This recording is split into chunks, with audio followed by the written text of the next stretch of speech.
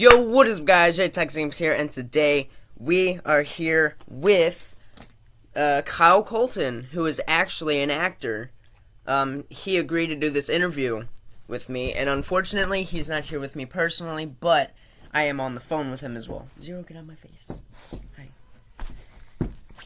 So.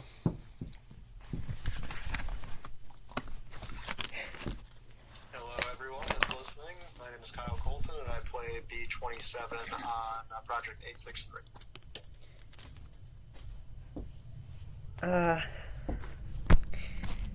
So, to begin with, how did you start out being an actor? How did I start out being an actor? I've been acting for probably close to 25 years at this point. I'm from the southeast Michigan area originally, and I used to be a very shy kid. And I think it was an aunt of mine that suggested I get into theater because she loved old films, and she'd always show me these old films from the 60s and 70s and 80s and even from the 50s. And I always bonded with her over these old films, and I loved the performances of those actors. And she thought there would be a good way for me to get out of my shell because I was very shy. And she said, "You have a special quality about you. I think you should try theater and try acting to get out of your shell." So around 8 years old, I started doing plays in elementary school, and I started watching older movies that kids my own age had no idea what they were at all. But I was doing plays as a way to get out of my shell, and I was doing it all the way through middle school. And my brother Adam, actually, my middle brother, who's a doctor now, he did theater before any of us did, because I have two brothers, and my oldest one's an actor as well now. But my middle brother started doing theater, and I looked up to him, and he got me interested in doing theater as well. And when I was 16 years old, my oldest brother was starring in a film, an independent film, that was shooting in the Ann Arbor area of Michigan. Yeah. And there was another actor that was playing the flashback version of him, so same character, but the younger, maybe 16-year-old version of my brother's character. He was 21 at the time. Yeah. And for whatever reason, he butted heads with the director, and the director fired him. So he asked my brother, do you know of any actors that look like you? And he said, "My brother looks like me." So that was the first time I acted in a film, and from that point on, I knew that I love movies, I love old film, and I love theater, but I want to do film going forward. So you've been doing it for a really long time then. Yes, I am 33 this past March, so I've been doing it since I was about 8 years old, so yeah, about 25-ish years, and wow. I've come a long way. I've studied with a lot of different people, I've had a lot of different teachers, a lot of different experiences, and it's a different world to go from theater, which is big and you're playing for the back row, to with a camera right in front of you, you don't really have to be big. You can just be thinking the emotion, and that'll come across on your face. Yeah.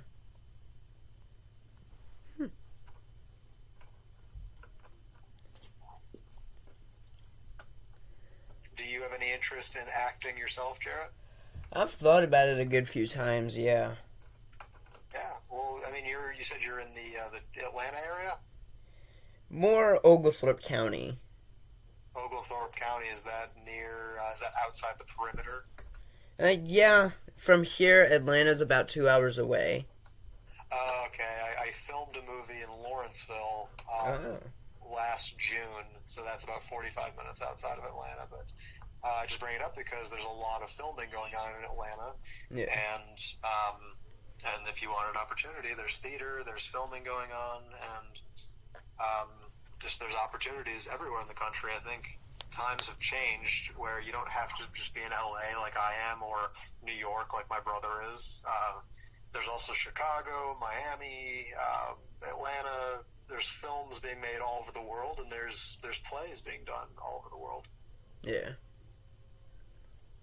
Yeah, when I was younger, I'd always watch a lot of movies because me growing up, me and my mom didn't have a lot of money. So we weren't able to go out to movies and all that. We would buy our own movies, and we would just sit there and watch them in our living room. And right now, I have about over 200 movies that I know all the words to, and I've thought about acting them out and doing like my own movie or whatnot. That's fantastic. Have you thought about directing? Yeah. Yeah, I mean, you made that mask. Maybe you. When I saw the mask, I thought, oh, you could do props. You could make costume pieces as well if you wanted to get involved in films. Or like you just said, you could direct. You know these movies by heart. You're inspired by them. What type of movies are your favorites that you have of the 200? I would say the most I've watched was either Pirates of the Caribbean, that franchise, or the movie The Tombstone. The Tombstone or just Tombstone? Tombstone. I love Tombstone, and the fact that you're, 15 and you've seen that film? Yeah. I love Tombstone. Of all the westerns that are available, I actually prefer Tombstone over, I still need to see the Clint Eastwood ones, Good, the Bad, and the Ugly, and Fistful of Dollars and all that. To me, that's those films were more about the directors making names for themselves. And yeah, you got Clint Eastwood and all that, but yeah, he almost didn't. He was a man of few words, and he actually, I read that he cut down some of his dialogue because he thought the whole intrigue of this character and the mystique is that he doesn't speak a lot. But what I love about Tombstone, every shot feels like it's a painting, like it's a work of art. Every shot feels like it's planned out, and you almost have this superhero quality about these very famous men, the Earp brothers, the Clanton brothers that were there. The actors playing them in Tombstone are actually much older. That's the shocking thing, is that the shootout at the OK Corral, those guys were all in their early to mid 20s when that happened. Really? Sheriffs of Dodge City or sheriffs of Tombstone, they were in their 20s when that happened. Because back then the life expectancy was so much shorter. But it's that movie in particular gave those icons of the time kind of this superhero status about them. And Sam Elliott's amazing, and Kurt Russell, and I think that's one of Val Kilmer's best performances of his career. Yeah. But so you love Tombstone. Do you like westerns in general? Is that one of your favorite genres, or you like the more fantasy Pirates of the Caribbean? I would say I've watched all 5 of the Pirates of the Caribbean more than I have the Tombstone. So I'd probably say Pirates. Yeah, I mean, both films are fantastical in their own rights. Yeah. The cowboys were kind of superheroes of that time, and the pirates in the Pirates of the Caribbean movies, at least in those movies, you have a sci-fi fantasy element of Davy Jones having a face like an octopus, and Javier Bardem's character is kind of coming from beyond the dead, and the ghosts that the skeletons come out in the moonlight and all that. I love that element of it. Yeah. Whenever me and my mom would get a movie, I would watch the movie like once or twice, and then I'd try and see like behind the scenes, because like Pirates of the Caribbean, The Curse of the Black Pearl, I've always wanted to know how they did like that CGI, because I thought it was like so cool how they could take these people and make them to skeletons. Yeah, the effects in those movies are amazing. It's interesting timing of making films. Sometimes the story can be very intriguing. That could make a good movie. That could be a profitable film. But do we have the technology to properly showcase that to the world? Maybe they've had. I would assume that Disney has had that property. They had the video, or not the video game. They had the ride at Disney World, the old one with the animatronic. You had none of the Davy Jones. You didn't have any of that CGI or the dancing skeletons. You just had the pirates on the old ride. That was kind of lame by comparison, but they completely revamped that roller coaster, that ride now. Yeah. You go through on the boat, but now you have the holographs of people and Johnny Depp's character popping out of the barrels and all that. but you couldn't make that movie 20 years ago without the technology. I think they were talking about Black Panther in the same light, that Wesley Snipes wanted to play Black Panther back in the 90s, but they didn't have the CGI technology yet. So it made much more sense to do it in 2018 versus 1998. Yeah.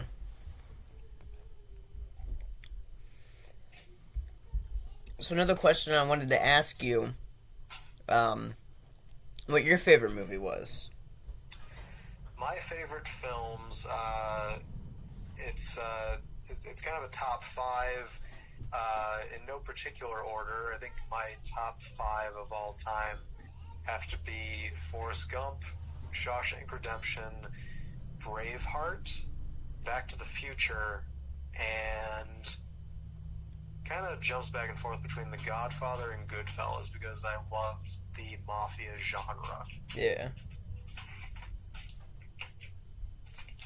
Yeah, I like Forrest Gump. I think I like them so much because they do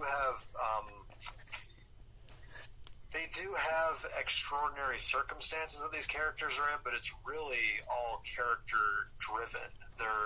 You could put them in any situation, but Mel Gibson playing William Wallace or Marty and Doc, those performances, Tom Hanks playing Forrest Gump, Ray Liotta playing Henry Hill, and De Niro and Joe Pesci. You could put those actors in any situation, and just I'm watching these people. Yes, extraordinary circumstances are happening, extraordinary events are going on, but it's really about the people. And I think that goes for any film in any genre. If you don't have performances that are captivating you, it doesn't matter how much CGI is going on, how much visual stimuli is happening. If there's anything that's suggestive or anything visually stimulating you, if you don't feel for these characters and you don't like the performers that you're going on this journey with, it doesn't matter. Yeah.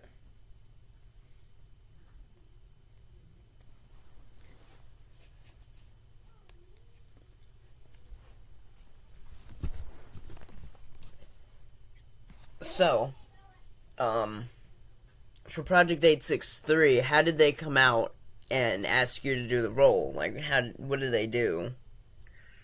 Well, they put out a casting notice. I'm an actor, that's all I do, and you can have an agent. That's the typical way to go, is to get agents to get you these auditions. But in this day and age, within the last maybe 10 or 15 or maybe even 20 years, there's websites now that actors can submit themselves for projects. So if someone's looking to cast someone to play a masked vigilante like B-27, they can put out, we're looking for someone that's intelligent and cunning and possibly has a British accent. And they can put it out on a website, put out what they call a breakdown of the character that they're looking for.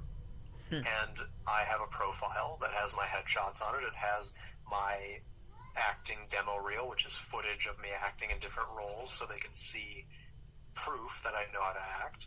And probably hundreds of people submitted to play B-27, and Matt and company liked my profile, liked my look, liked my acting ability, and they invited me to come into their offices in Santa Clarita. And I did the scene for them, I think in the parking lot, where I had the standoff with Matt. Yeah. Talking about, you and I were the same, you're just better at hiding your mask. I think I did that scene in front of a camera with him reading off camera, and then they could watch my audition, and many other actors do the same audition. And I was lucky enough to be chosen by them, and it was a wonderful opportunity to work with them. They're very, very easy people to work with, and very supportive. It was a very wonderful experience working with them.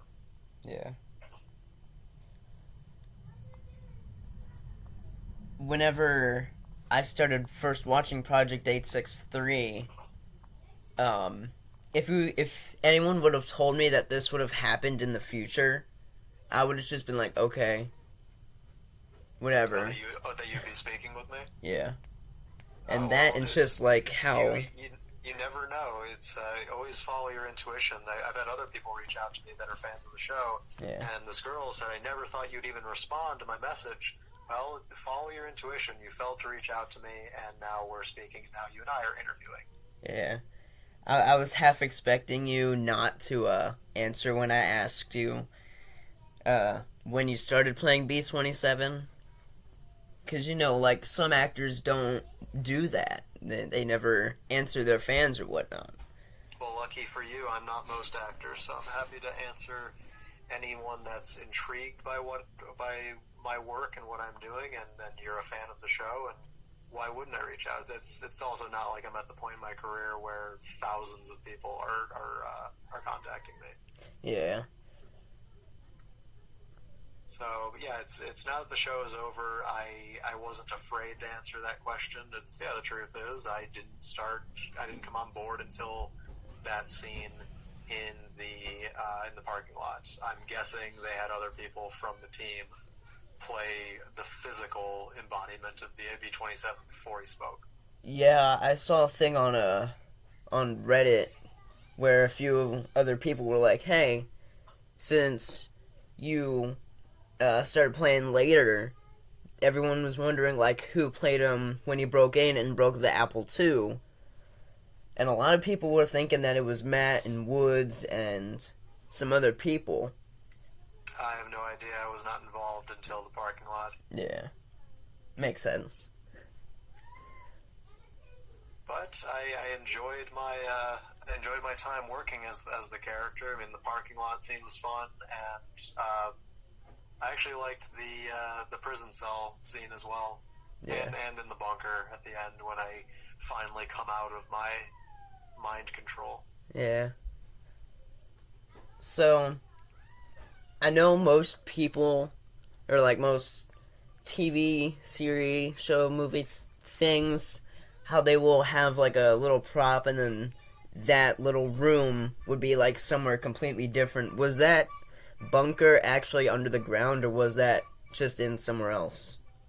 That was on their headquarters in Santa Clarita. They built all of that to look like it was underground. I kind of And, figured. huh? I said I kind of figured. Yeah, but Woods did a fantastic job. He did. Spearheaded the props. He spearheaded building that to make it look like it was underground. I think the little tunnel that I came out of the ground, quote unquote. Yeah. That was I don't know if it was a trash can or something. Or it was on top of the ground, but we made it look like it was bore into the ground. Yeah. One of my favorite few seconds of that video was when you said, like, when you first came out of it, and you said, "We're out of cream in the break room, would you prefer regular or vanilla?" And Sam said peppermint, and you wrote it down, and you kind of just went in. I don't know why it was funny to me. With the first time I was watching it, it just looked funny. How you kind of just, it looked like you squatted down in there. Oh, in the stairs going down or the ladder going down? Yeah. Well, because it was on top of the ground. Yeah, I tried to make it look like I was actually going down. Yeah.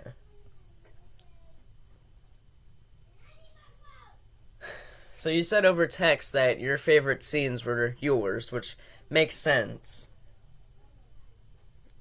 Because most people my age, I guess, like the villain more in TV shows and whatnot. Like, when I first started watching, like, Batman and whatnot, I always thought, hey, Batman's cool, he's a fighter.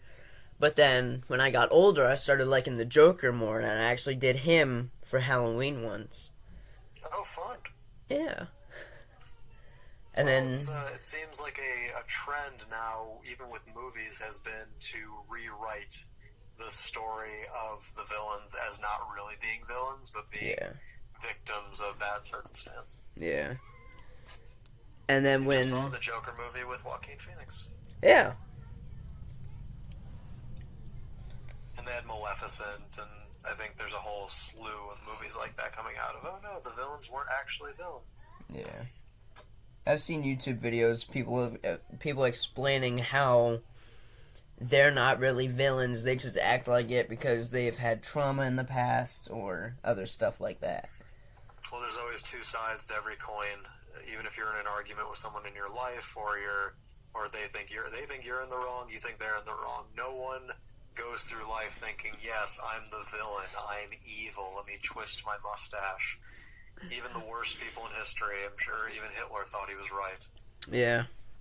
And as an actor, it's imperative that you not, even if you're playing the quote-unquote villain, to not play them that way, because in their mind, they're right. Yeah. When B-27, not you yet, when he first came in, broke the Apple II, when we saw that mask, I was like, oh my god, that's so cool. I wanted to recreate it ever since that happened. I would go around buy, like, fake masks and put tubes and whatnot on them until literally a few days ago when I made the one that looks like yours. I felt accomplished that I had done it. Because well, that's amazing that you did that. Congratulations. It's maybe send that to Woods, because I think Woods was the one who actually did the engineering to make the one that I wore. Yeah, I saw a video that behind 863 when they posted it. That's kind of what I went off of as well. Yeah, I mean, they're very talented in a lot of ways. I think, writing it and doing the props and making the settings. And yeah. It's amazing that you asked how I got involved with it. I'm pretty sure when I talked with some of the creators of it, Matt included, I think I was the first person they went outside of their initial crew. Yeah. That they reached out to outside of their circle of people at Spellbound. And I'm honored that because what I was doing worked so well with the character and people liked the performance, then they started getting other actors. Travis and I forget who played Autumn, but she was outside of their initial circle as well. And yeah. I think the woman that Woods' character knew that was the victim of Syntech, I think she was an actress as well. Yeah. So and it started a chain reaction to go further outside their bubble and expand. Yeah. So did you recommend any of the actors, or did Matthias and the rest of the company pick them out themselves? They picked them out themselves. I'm sure they did another breakdown through one of the casting websites. Yeah. I did suggest a friend of mine, but I think they had already cast the character by that point. Gotcha. Yes, I think someone asked if Travis knew me from something. I'd never met Travis. I still haven't met Travis in person. Yeah? I haven't met Autumn in person. I haven't met Travis in person. I pretty much just know the initial crew of Spellbound of Sam and Bailey and Woods and Chanel and Matthias. Yeah.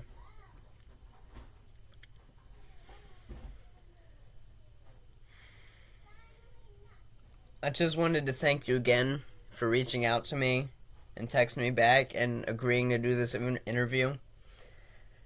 You're welcome, and you asked me, and I just thought, why not?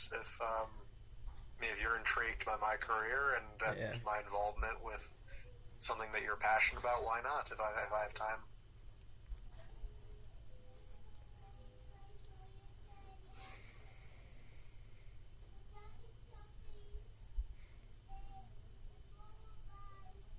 I'm sorry, I don't...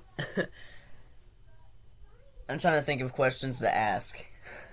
Well, I mean, if there's nothing left that you are curious about, you don't have to force anything. I mean, this has been a 25-minute interview. That's pretty good. I mean, I've never reached out to someone and asked for an interview, but I think 25 minutes is pretty good. I'm sure people that are fans of the show would be intrigued. Yeah.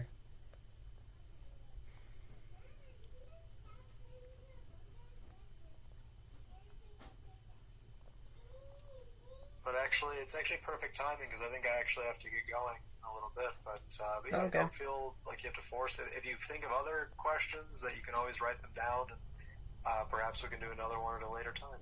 Okay. That works. And I'm sure your mother's heart was in the right place by saying that, but just keep in mind that sometimes fear can thwart a really good relationship that you could have. Yeah. But I get it, you're 15 and she doesn't know who he is, and he's She doesn't older. really know I mean, who you... She's not upset. She's not upset that you're talking to me, and I'm older than you. I'm twice your age. Yeah. She just had the thing that my son's talking to this random dude that he's never met before that he found on the internet. He's talking to me, though. And Yeah. she doesn't have a problem with you talking to me? Well, she didn't when I told her about it. She was like, well, at least you know where he's from. You sort of know him. Like, she was... Of me, yes. Yeah. Yeah, but it's like I said to you at the beginning of this, I wouldn't have sent you my manager's information No. if I didn't think it would help you. So. Yeah.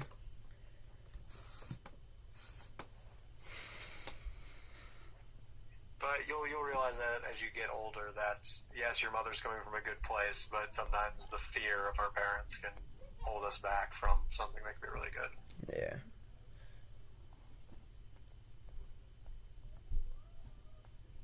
Well, do you have any questions for me before you go? Well, I mean, I was curious if you want to be a director, if you want to get into acting or get into filmmaking.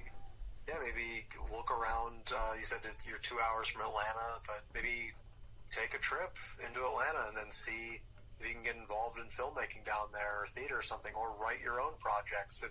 It's amazing that in this day and age, I think Spielberg said there's no excuse for kids these days to not make their own films. They have cameras in their pockets. Yeah.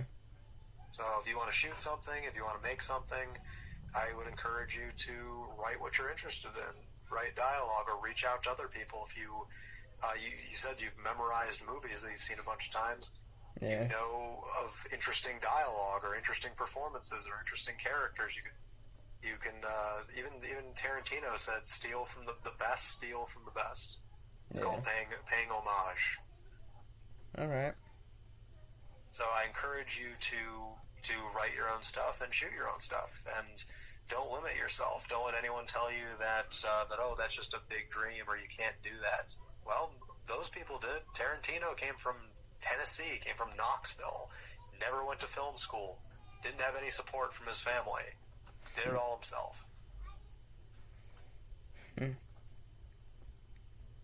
So be very careful who you share your dreams with, because if people are shooting it down, maybe you shouldn't be sharing it with them. Yeah. And you will find people, if you search and you look outside your own backyard, you'll find people that will be supportive. Yeah. Maybe even reaching out randomly through Instagram to an actor that you admired his work on a show that you like. Yeah. But on that note, I do have to get going, young man. I appreciate you reaching out to me, and Of thank course. you for asking for an interview. You're welcome. If you ever want to text me or do something, let me know. Will do. You have yourself a lovely day, all right? I'm glad that we had this interview. Me too. You too. All right. Have a good day. You too. Thank you. Yep. Well, guys, that was the interview with Kyle Colton. I know him from Project 863 and stuff like that. As well as other people know him from, like, movies like Hellbound, or I want to say Demise is another one that he did. Yeah. Make sure you go check him out. Check out his movies. You can search him up on Google, Kyle Colton, you know. Normal Google search people do these days. And yeah, thanks for joining us. I'll see you guys in the next video. Bye.